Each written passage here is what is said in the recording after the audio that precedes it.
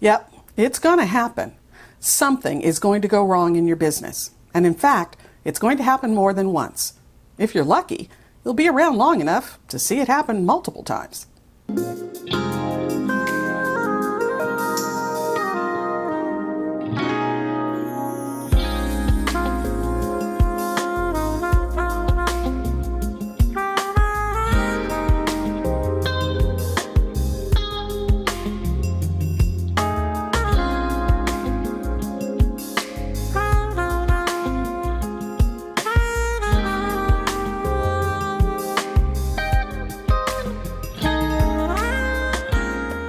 Hi entrepreneurs, I'm Vicky Brown, and you're in the right place if you want to engage your team, boost your business, and grow your leadership muscle.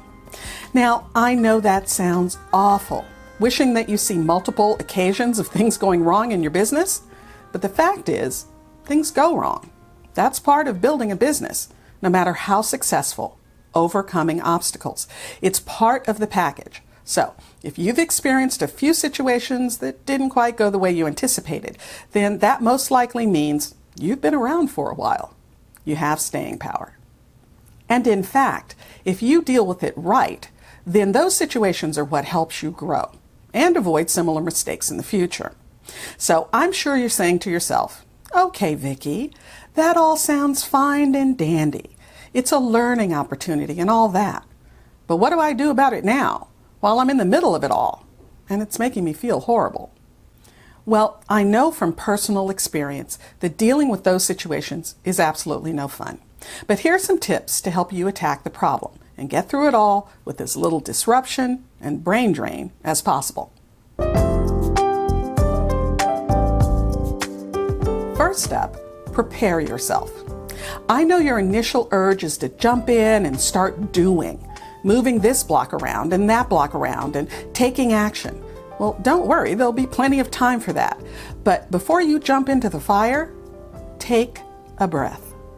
You have to realize that you just found out about a problem, maybe even a kind of big problem, and your adrenaline is running high as a kite.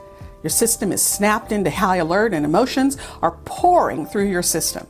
Trust me, right this second, you are in no position to be making decisions. You have to get yourself level first. And no, it doesn't have to take a day. It could only be for a few seconds. But stop, take a breath, or 3, and calm yourself down. Remember, you have to put your mask on first. And as a matter of fact, you don't even have a full picture of what happened yet.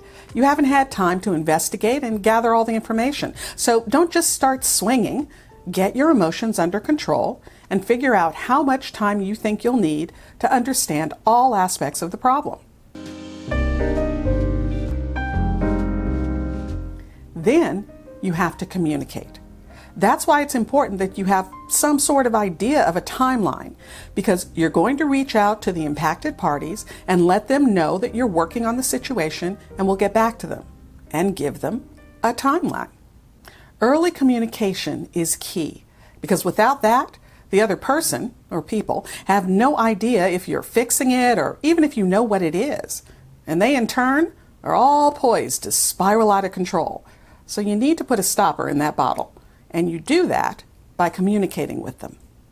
But remember, you are just letting them know that you're aware of the issue, you know the urgency of the problem, and this is the really important part, you're looking into what happened and we'll get back to them. This is where the timeline comes in. But have a clear mindset during this conversation. You can't fully speak to what happened or the fix just yet because you don't have all the facts. So don't try to solve things prematurely. Give yourself the time to examine the situation. Next, identify the details. Gather all the facts and look closely at the situation. During this phase, you're probably talking to other people, getting their perspective of what happened, looking at documents or files, pulling emails, whatever it takes to pull all the facts of what happened together. Now, you'll notice I keep using the word facts. That's because when you're trying to fix an issue, it's the facts that matter. It's no time to go around feeling all over the place.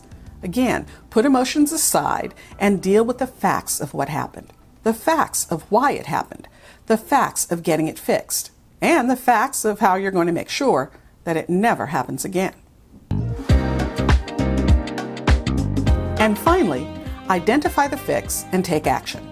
Start out by figuring out what is the desired outcome. What does a good solution look like? What would the vendor or client or other damaged party want to see as a good solution? When you start out with where you want to go in mind, you have a better chance of getting there. So, once you know what a good outcome looks like, then figure out what you need to do to get there the fastest way possible. Because that's what everyone wants. They want it fixed, and they want it fixed now. And keep in mind, maybe you actually can't fix it, but you can do a make good. A make good is when you do something or offer something to make up for the mistake. Maybe it's a discount or a refund, or maybe you provide a service free of charge. Offering something can make the other person feel better, even if you can't fix the issue. It shows that you're trying to do right by them, and that they matter to you, and that they're heard and they're important. And then comes the absolutely most important part, memorializing the fix. Once you identify how the situation went off the rails, you have to create a process to make sure it doesn't happen again. Or maybe the answer isn't a process. Maybe it's more training for your team, or maybe it's switching vendors. All sorts of things might ultimately be the answer, but whatever it is, take the action and bake it into your business. Add that additional training module to your onboarding process, or flag that vendor as persona non grata. Do whatever is necessary to make sure that problem doesn't pop up again in the future. Because after all, what's the point of going through an issue if you don't learn anything from it? If you found this information helpful, please subscribe and share. And if you're struggling with how to get your business off the ground and what comes next, check out the Leader's Journey Business Builder. I designed this completely free video series to help you with figuring out who your customer is and where to find her, how to sell without selling, how to package and deliver your service, and much, much more. Check it out by using the link leadersjourneyexperience.com. And remember, your inspired leadership is the secret sauce to having a high-performance team and a wildly successful business you'll love. I'll see you next time on Leader's Journey.